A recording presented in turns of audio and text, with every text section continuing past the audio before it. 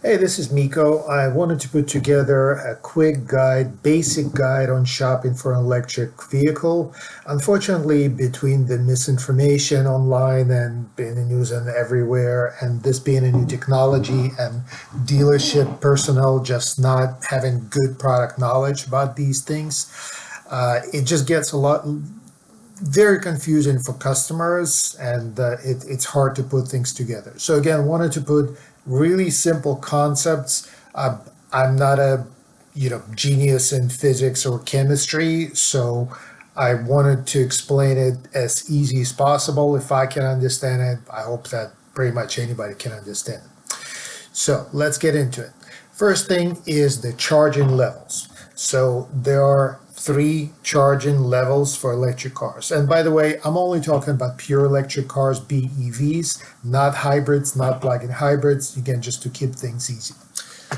Let me move myself so you can actually read it. Let's see how we're going to do that. Okay, well, let's do this for now. So level one charger.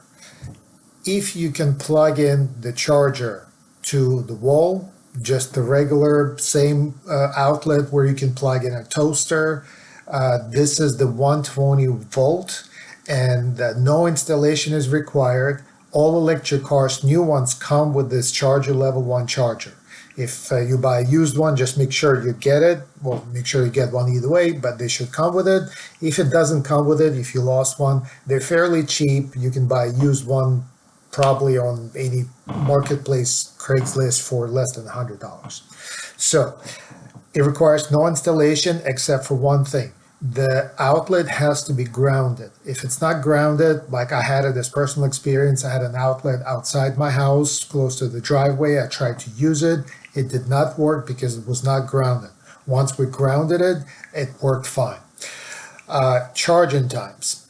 I'm not going to get into specific numbers, but assume from zero or even like from 10, 20% to 100, it'll take days, like 2 days to charge it from 20% to close to 80. So is it usable? Yeah, you can still use it. Again, my personal experience, I have an EV. I only have level one charger. I don't have level two. So I use it to top it off when I don't use the level three charger. So that's level one. You buy an EV, you take it home. If you have an outlet, if it's grounded, you can start charging. Level two, this is the 240 volt. The charging time, again, in simple terms, without considering variations between different cars, but if you come from work, you plug it in when you park your car. By the time you have to leave work at 7, 8 p.m., 8 a.m., your car will be fully charged, probably 100%. What it looks like, again, for easy understanding, if you have like in a garage or in a house outlet for your washer or dryer, that's the 240. Installation, if you do have it, installation is minimal. You can buy a charger. Some of them you kind of have to install them on the wall, and you might want to get electrician to make sure everything goes well. But there are level two portable chargers that you can literally don't need to do anything. You plug it in on one end to the 240, on the other end to the car, you're done, good to go. If you have a setup, if you have a garage or a driveway where the access to an outlet like this is easy, you are set for an electric car. You don't have to worry about anything. We'll talk about level three chargers and traveling, but for most people, this is all you need. And the level three charger, this is the commercial fast chargers. This is what's called the DC fast chargers. DC stands for direct current, apparently. Charging time, again, for easy calculation, when you travel, 30 minutes will give you enough. We'll get into details later. You cannot install it at home. It's a commercial only. You cannot install it in your office. Okay, that's, again, I'm not a electrician or an engineer, not getting into details, but as far as I know, it's a lot of stuff required to go to build one, so they can only be separate stations. It could be at the gas station. I think I've seen them at the gas stations, but it's a pretty serious installation. Okay, so these are the charging levels. Now we're gonna go into a little bit more harder things. Charging speed. So everybody asks like how long does it take to charge, and there are certain things that numbers are thrown around how fast charging stations are. So charging speed is actually more important apparently than how like the 350 kilowatt on the charging station, super fast, hyper fast charging station. A lot of times these numbers not going to work because your vehicle will limit it, okay, for safety reasons, for whatever, to preserve the battery. Again, I'm not going to get into the engineering aspects of it, but just understand the charging speed. This is something that's more important than what the label on the charging station says. So there's the charging speed versus charging curve. And what it means is this. When I plug in my car, it spikes up to the fastest charging speed the car can maintain or can get to, but then it starts going down. So your car could be capable of charging at 150 kilowatts per hour, but it could only charge it for a couple of minutes, then it starts going down.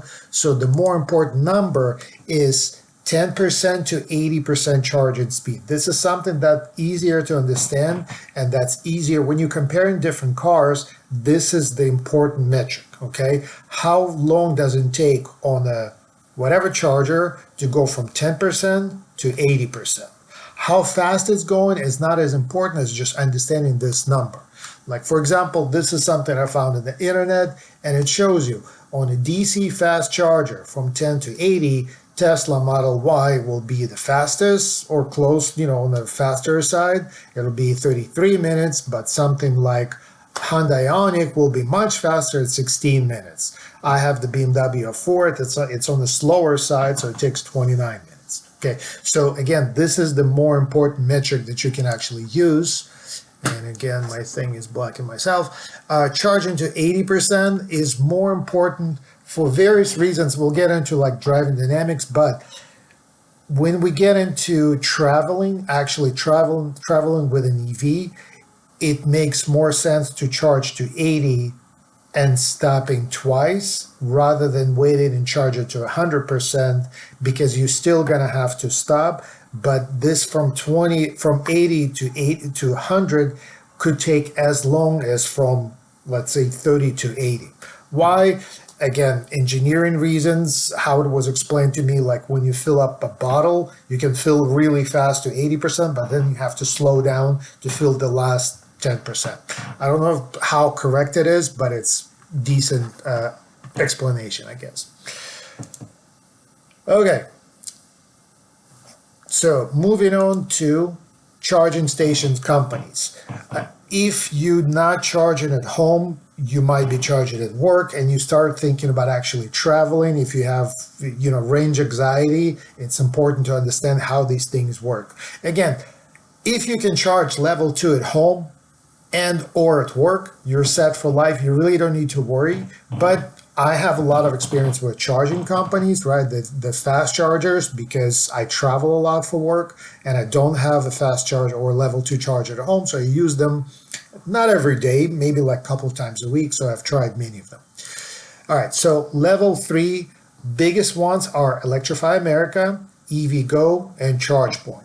The only thing with ChargePoint, well, all of them, but specifically with ChargePoint, when you look on the app, when you look on the map, you can find them on Google Maps. Each company has their own app with maps.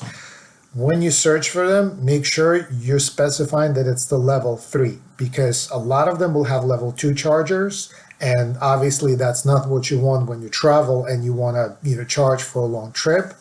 Another issue, specifically with ChargePoint, a lot of companies use ChargePoint for their own chargers, and you might not have access for it. So it's important to make sure that the access is actually available, and that's why, like me personally, I don't really trust ChargePoint for travel.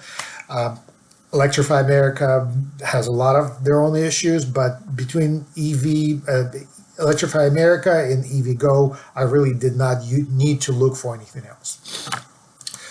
There are a lot of other companies that have level 2 chargers. Maybe we'll talk about them later. But Tesla. So Tesla actually has the most chargers available. Political things aside, they do have a lot of them available. So how to find them? Again, they have level 2 and level 3. Make sure you look for DC fast charger or whatever their name for it, but it's pretty clear to figure out. And you will need an adapter. If you don't have a Tesla, there's an adapter available. It's easy to find. These days, a lot of cars just come with it. And that's the adapter that you will need to go from the Tesla charger to your own car if it's not a Tesla charger. So fairly easy, but just important thing to remember. All right, and what else do we have? Yeah, level 2 chargers. So those are available. There are a lot of companies, much more companies, not going to get into the list. They're all pretty much the same. Those are the companies you might find at offices, like parking lots. You might find them, I've seen them at hotels. So they work fine, except, again, assume that they're really slow. If you travel and just stop by to charge a little bit, it really doesn't work. It works overnight or for a long stay, or if you go for work, that works just fine because you're there for 8 hours anyway, but not for travel. And the costs. So we'll get to the cost a little bit more, but it's important. Let's just get to the cost a little bit later. Let's get to the cost separate. So the cost. Kilowatt hour is the measure that's kind of the more important than the cost per kilowatt hour, right? So obviously it's different from the cost when you use gas, right? It's pretty clear. Gas, it's whatever, $5 a gallon. You kind of know what your range is. Average range per kilowatt hour is 4 miles. Right? So if you get 1 kilowatt hour from a charger, assume it's about 4 miles you can drive. Of course, there's going to be a difference. That's where you start comparing cars. Hummer EV probably going to get less mileage per kilowatt per hour because it's so heavy, but average is 4 miles. Driving habits are going to affect your cost as well, right? Going fast, like 70 miles is pretty much optimal speed. If you go over that, you start losing more range. The biggest thing with driving an EV is the acceleration. It's kind of addictive because EVs accelerate like nothing else, right? That's why they have like crazy 0 to 60 numbers. But it also kills, this is the thing that kills the most of your range. Coasting doesn't take much power, but accelerating does. So if you can accelerate slower, if you're not backing, no traffic behind you, this is what's going to save you a lot of power. And obviously other things kind of like, logical heater, more accessories running, but mainly the heating and AC takes a lot of power. So all of these cars, EV cars, have like economy modes in their settings. If you set economy mode, it's going to help you save. Overall, the cost, it's kind of hard to put numbers on it, but look at the cost per kilowatt hour. And here's how I look at it. On the lower end, it's about 16 cents. If you're at home and you're in a state when electricity is kind of cheap, 16 cents is the cheapest I've seen recently. In California, it could be 30 cents, right? Because we have issues, PG&E, fires, and all that. It's important to look and see if your company offers incentives, special plans. If you maybe at night it's cheaper, solar obviously is going to save you a lot of money. If you go into your public charging station, Electrify America is 56 cents per kilowatt hour, but as we all know, especially when you buy a new one, pretty much all manufacturers give you some free charging. I'm still in my 2 years on my car. Electrify America gives me free charging. They say it's 30 minutes per day.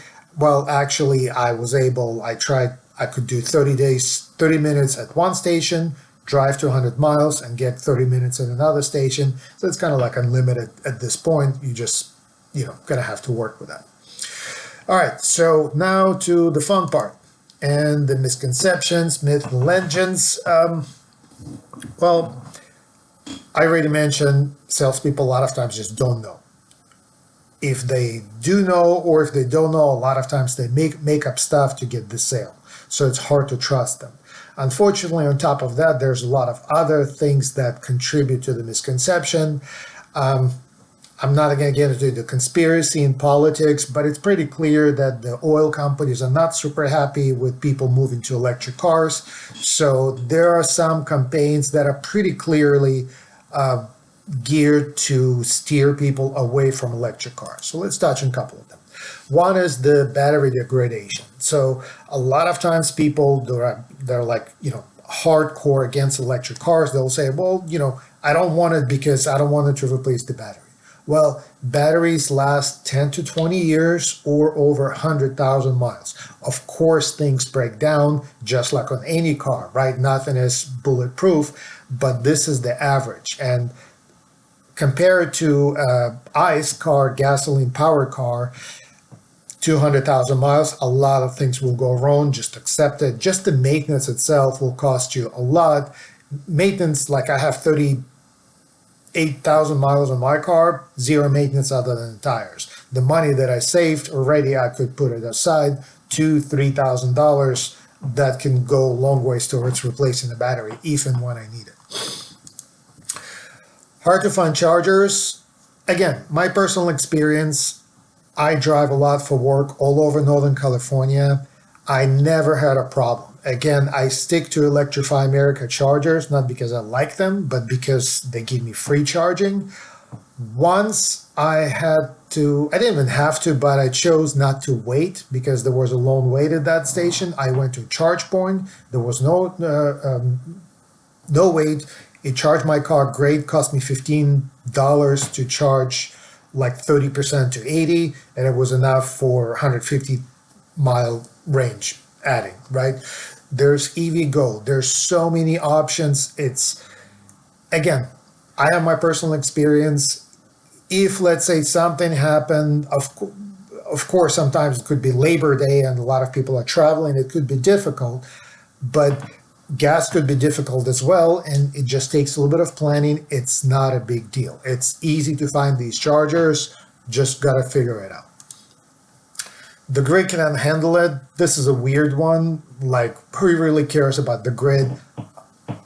You, with your personal car, will be fine for as long as you own it until we get into, dystopian future when everything breaks down. You're going to be fine. The grid is handling. It's easy to upgrade the grid to gradual addition of more cars.